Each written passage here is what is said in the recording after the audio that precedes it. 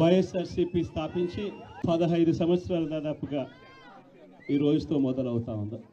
ఈ 15 సంవత్సరాల ఈ వైఎస్ఆర్సీపీ ప్రయాణంలో మొట్టమొదటి రోజు నుంచి ఈ పార్టీ పుట్టింది కష్టాల్లో నుంచే పుట్టింది.